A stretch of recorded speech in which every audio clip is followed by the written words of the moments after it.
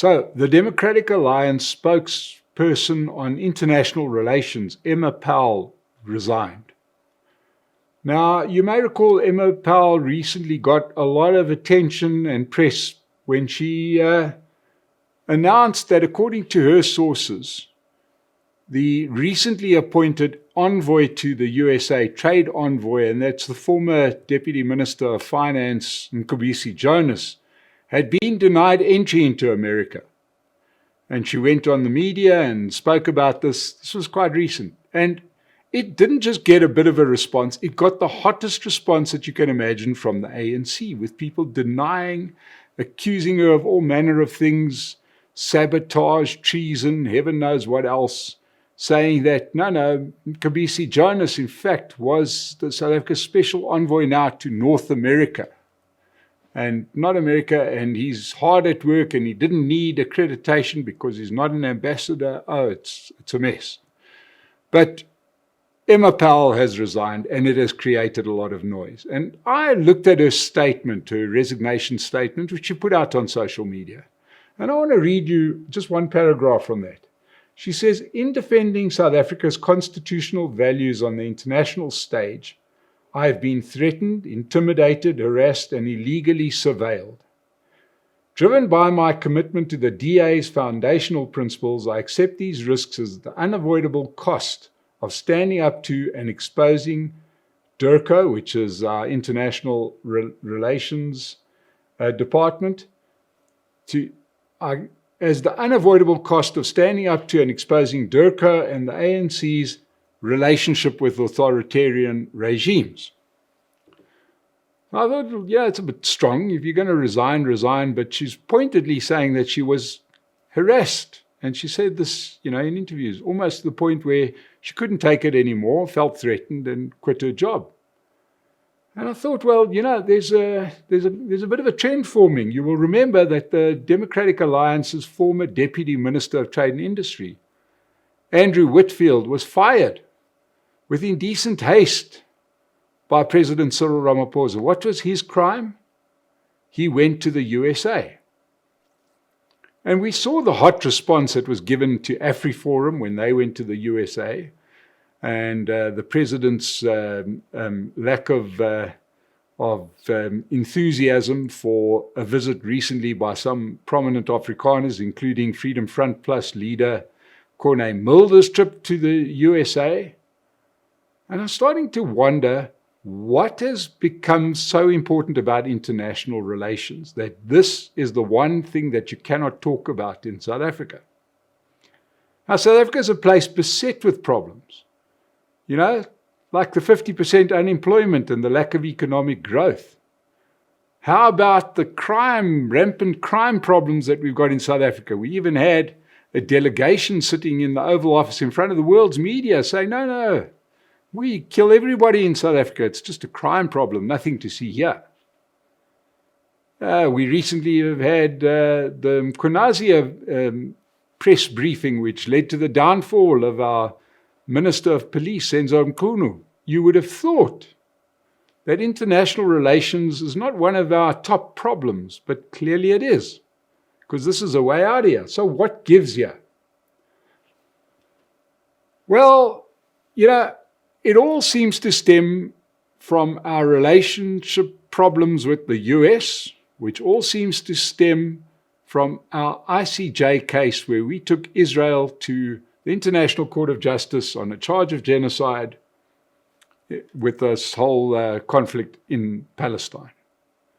And from there on, there's been a massive problem. Now, this is not a commentary on whether we were right or wrong to take Israel to the International Court of Justice, but it's been proven to be maybe the right thing to have done. Is Israel have carried on, to the point now where they're starving people. It feels like we could be on the right side of history. More countries are now joining our way of thinking, of saying, maybe somebody should tell Israelis to stop. We've had Brazil recently join other countries like Ireland and Spain in this court case.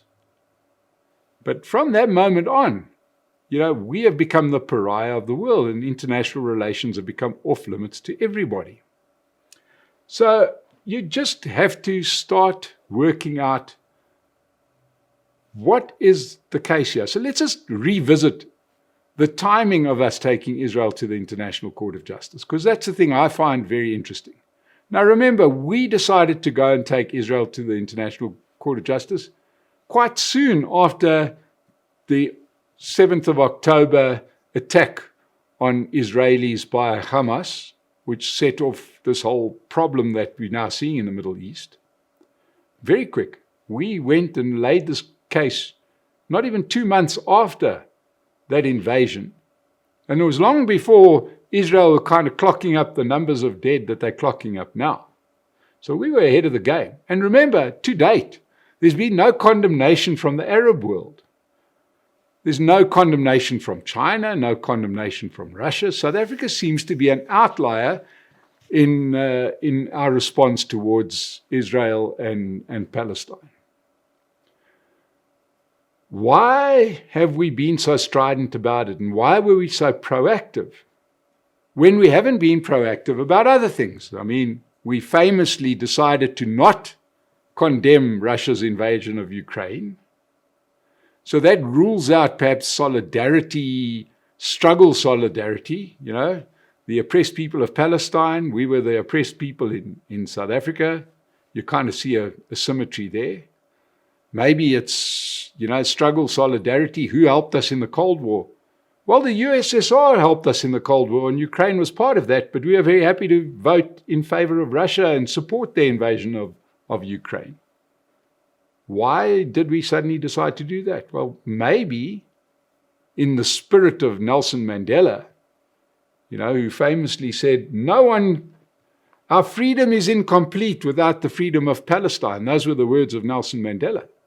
And if President Ramaphosa and his team were trying to live up to the ideals of Nelson Mandela, surely they wouldn't be happy to drown their own children in pit latrines. Surely they wouldn't be proud of 50% unemployment, and in the spirit of Nelson Mandela's legacy, we would do a better job of running the country. Surely we wouldn't have condoned state capture, but we seem to have done it. Surely we wouldn't be happy with a high murder rate, but we seem to be extremely happy. So why that particular incident? Was it the one that we wanted to go to? Now, like I said, this isn't a commentary on the Israel-Palestine situation. But I think we must remember that in December 2023, around the time that we were formulating the case, that we had lodged the case at the International Court of Justice, was the same time that the ANC were bankrupt. They were being sued by Esselwini Investments. These were a company that had put up posters for them in the 2021 local government elections and hadn't been paid the 150 million rand, and they were taking the ANC to court. Well, in January 2024, we went to the ICJ, laid the case, and soon thereafter, the ANC's financial problems seemed to go away. Paid off Esselwini, suddenly had money to contest the 2024 general elections, and there was a lot of rumor saying, is the one incident linked to the other? Well, if you would imagine that our behavior subsequently might start saying that perhaps, our foreign relations have been used as a bargaining chip for funding. We understand that even though Donald Trump had been elected president of the USA and it was quite clear things were going to change, South African government and DIRCO, our International Relations Department, thought it was a good idea to send Ibrahim Rasool, who was never really a fan of Donald Trump. I didn't see him wearing a MAGA cap, but we decided he was going to be a great idea to send him as the ambassador to the USA. And that had quite a predictable outcome when he then said in a public platform that he called Donald Trump all manner of names. I don't know if he expected nobody to watch it. Well, of course, that became news, and Mr. Rasool was then ejected from the USA. And we haven't even tried to have an ambassador since. Then we decided it was a good idea to appoint Mcebisi Jonas as our special envoy to the US. That was announced with much great fanfare. This was a sign of how serious we're taking the US. Without checking first that Mr. Jonas had done two things. He had said very similar things to Mr. Rasool about Donald Trump. He also had very close relations with Iran through his chairmanship at MTN. Like, this was never going to be a good fit. Which brings us all the way back to Emma Powell, because Emma Powell raised this question of where is Mcebisi Jonas? And she said that she has sources that have said that he has been denied entry into the US. Okay, and that he hadn't been in the US despite being appointed special envoy. The response that you got from that was quite hostile, crazy. Lightning efficiency, Swiss-like efficiency from the ANC in denying that he had been denied entry, in saying that they didn't need special permission because he wasn't an ambassador, he was just an envoy. Saying he was hard at work, and suddenly he had become the special envoy to North America. Now, hey, you can do whatever you like, but you're doing it with our money. Where is this man? What work is he doing? We do understand that there's a lot of people in government that don't work very hard, but these are pretty high-profile positions, and we've gone on major platforms to say how hard at work Mcebisi Jonas is. So can we please understand what work he's doing?